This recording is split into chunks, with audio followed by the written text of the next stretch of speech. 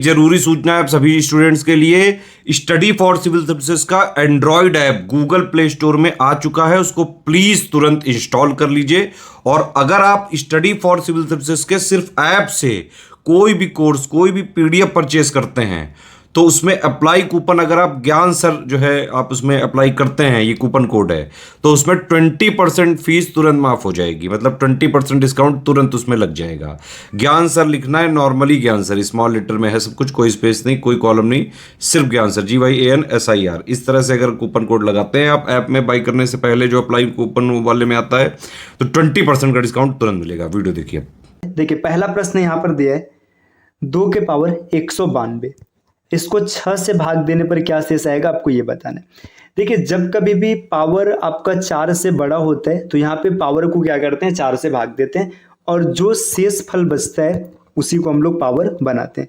अगर शेष फल 1 आएगा तो पावर 1 होगा, 2 आएगा तो 2 होगा, 3 आएगा तो 3 होगा, लेकिन शेष फल देखिए अब 4 कभी आएगा नहीं, 0 आने पर आप पावर को 4 मानेंगे।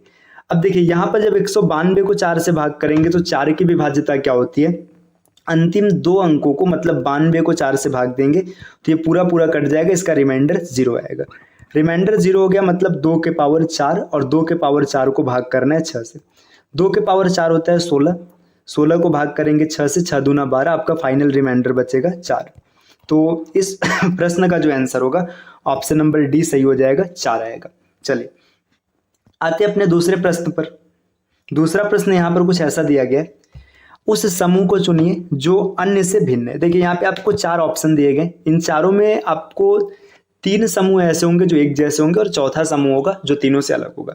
अब ध्यान से देखेंगे तो ऑप्शन नंबर ए में 17, 37, 47, 97, बी में 31, 41, 53, 67, सी में 71, 73, 79, 83 और डी में 83, 89, 91 और 97। इन चारों ऑप्शन में देखेंगे तो पहले में सभी नंबर्स आपके प्राइम है, मतलब अभाज्य, दूसरे में भी प्राइम है, तीसरे में भी प्राइम है, लेकिन जो ऑप्शन नंबर डी है ना, डी में 91 जो है ये कंपोजिट नंबर है, तो इसका सही आंसर हो जाएगा ऑप्शन नंबर डी। इसमें डी सबसे अलग है, डी में एक कंपोजिट नंबर है। चलिए अगले प्रश्न पर आते हैं, प्रश्न नंबर 3। तो प्रश्न 3 आपके सामने ये है, यदि 0 को CHUR लिखा जाता है तो प्लेयर को किस रूप में लिखा जाएगा। ये कोडिंग का एक क्वेश्चन है। देखिए 0 है, 0 को क्या लिखा गया, 0 को लिखा गया CHU और R। 0 को CHUR लिखा गया तो प्लेयर की बात पूछ रहा है। देखिए यहाँ पे Z में ना +3 किया गया है, ऐसे ही E में +3 किया गया है, और R में भी +3 किया गया और O में भी +3 किया गया। मतलब जो अक्षर आपको दिए गए उन अक्षर में +3 करेंगे तो आपको आगे का अक्षर मिल जाएगा, कोड मिलेगा। तो देखिए प्लेयर की बात करेंगे PLAYER। अगर प्लेयर की बात करेंगे, देखिए P में 3 ऐड करेंगे तो QRS हो जाएगा, L में 3 ऐड करेंगे MNO हो जाएगा, है ना, A में 3 ऐड करेंगे BCD हो जाएगा, है ना, Y में ZAB हो जाएगा। ठीक, आगे देखिए E में FG नहीं H आएगा और R में ST नहीं U आएगा, तो SODBHU ऑप्शन नंबर डी बिल्कुल सही होगा। तो हम लोग का तीसरा क्वेश्चन रहा। चलिए अगले प्रश्न पर आते हैं। देखिए क्वेश्चन नंबर 4 पूछ रहा है, यदि आज रविवार है तो ठीक 10 के पावर 10वां दिन कौन सा होगा। देखिए जब भी कैलेंडर के क्वेश्चन होते हैं, कैलेंडर में आपने पढ़ा था कि जो दिनों की साइक्लिसिटी होती है ये 7 की होती है, मतलब 7 दिन के बाद दिन रिपीट करते। देखिए अगर आज संडे है ना तो आज से 7 दिन बाद फिर से संडे आएगा, तो साइक्लिसिटी 7 की होती है। तो इसका मतलब 10 के पावर 10 दिन की अगर हम बात करेंगे तो 7 दिन पे चीज़ें रिपीट करेंगे, तो 7 से हम लोग भाग कर लेंगे।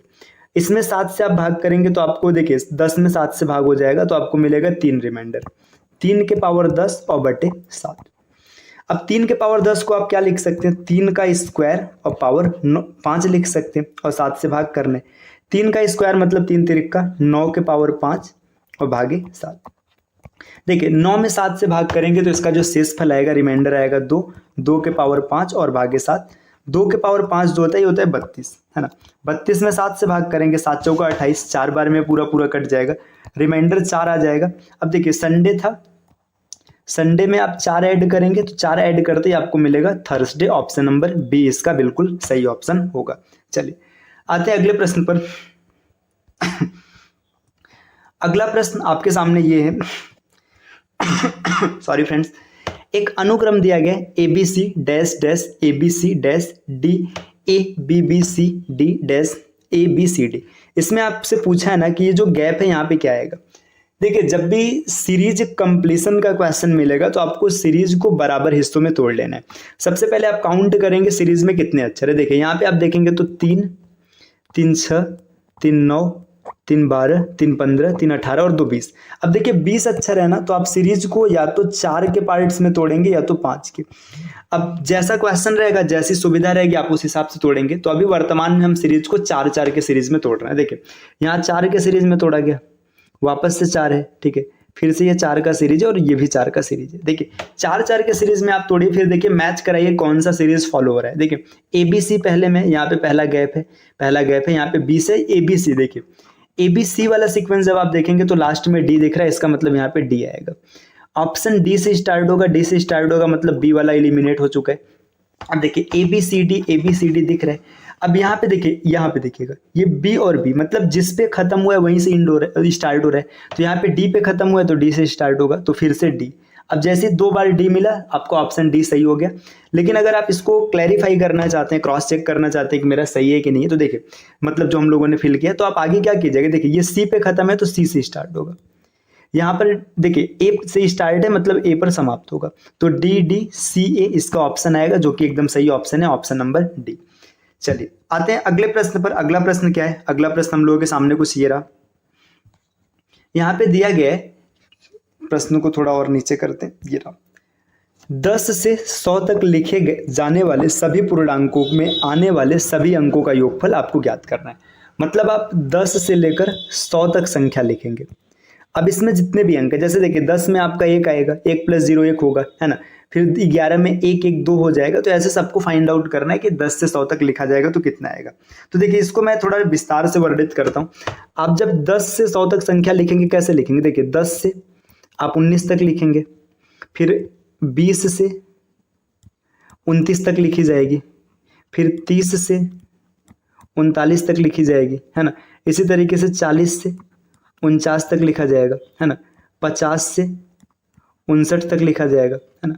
60 से 69 तक आएगा, 70 से 79 तक आएगा, 80 से 89 तक आएगा और 90 से 99 तक आएगा। देखिए इस क्वेश्चन को करने का एकदम बेसिक तरीका भी हम लोग देख रहे हैं। इसके बाद इसको ट्रिक से कैसे सॉल्व करना है ये भी देखेंगे। देखिए अगर बेसिक के साथ हम लोग जाएं तो यहाँ पे 1 से 19 तक जब आप लिखेंगे तो ऐसे लिखेंगे, 10 से 19 तक, 10, 11, 12, 13, 14, 15, 16, 17, 18, 19। देखिए आप इसमें इकाई अंकों को देखिएगा। इकाई अंक 0, 1, 2, 3, 4। इकाई अंक ऐसे 0 से 9 तक चलेगा। 0 से 9 तक का मतलब क्या है? प्रथम n पूर्ण संख्याओं का योग। ये फार्मूला लगेगा, प्रथम n पूर्ण संख्याओं का योग। जब आप इसको लगाएंगे तो आपको मिलेगा n ब्रैकेट में n-1/2। इसको कैलकुलेट करेंगे तो 45 आएगा, यहाँ से 45 मिल जाएगा, ठीक। अब इसके बाद 1 1 1 ये 10 बार है, तो यहाँ पे आपको देखिए 45 जो ये मिल रहा है ना, 45 ऐसे सबके साथ मिलेगा, इसमें भी मिलेगा, इसमें भी मिलेगा। तो 1 2 3 4 5 6 7 8 9 9 बार 45 मिलेगा, ठीक है। तो 45 × 9 कर लेंगे। अब इस तरीके से देखिए, इसके बाद इसमें 1 1 1 है तो 10 मिल रहा है, इसमें 20 मिलेगा, इसमें 30 मिलेगा, यहाँ पे 40 मिलेगा, यहाँ पे 50 मिलेगा। ये 40 50 30 ये सब कैसे मिल रहा है? देखिए ये जो इकाई अंक है, जैसे आप 21 लिखेंगे, 22 लिखेंगे, तो यहाँ पे 2 2 बच रहा है। 10 बार लिखेंगे तो 20 आ जाएगा। तो देखिए 10 और 20 30 30 60 और 40 100 150 210 280, है ना। 280 के बाद यहाँ पे क्या हो जाएगा? देखिए 360 और 450, तो 45 × 9 और प्लस 450।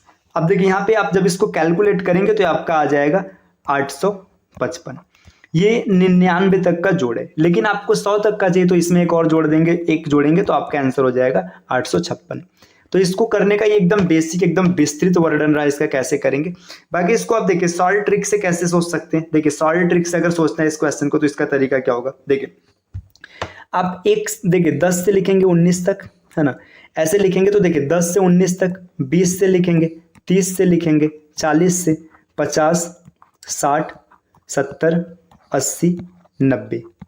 पीछे मैंने आपको एक चीज़ पढ़ा रखा है कि 0 से लेकर 9 तक की जब इकाई अंक का योग देखा जाता है तो हमेशा कितना आता है, 5 आता है। ठीक, तो देखिए इसका इकाई अंकों का योग 5 आएगा, इसमें भी 5 आएगा, 5 5 ये 0 हो जाएगा, ये भी 0 हो जाएगा, ये भी 0 हो जाएगा और ये भी 0 हो जाएगा।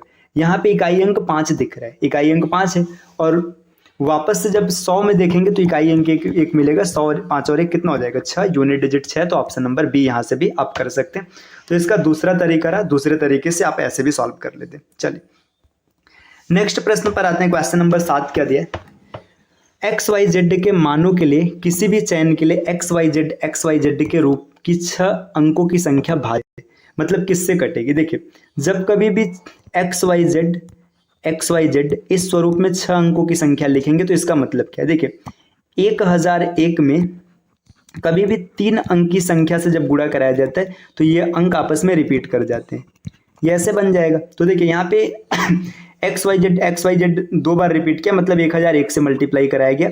और जो 1001 है ये 7, 11 और 13 इसका गुणनफल होता है। तो ये संख्या 7 से भी कटेगा, 11 से भी कटेगा और 13 से भी कटेगा। तो पहले ऑप्शन में 7 11 मतलब ये नहीं होगा, दूसरे ऑप्शन में 11 13 ये भी नहीं होगा, तीसरे में 7 13 ये भी नहीं होगा, चौथा ऑप्शन इसका बिल्कुल सही हो जाएगा, ऑप्शन नंबर डी।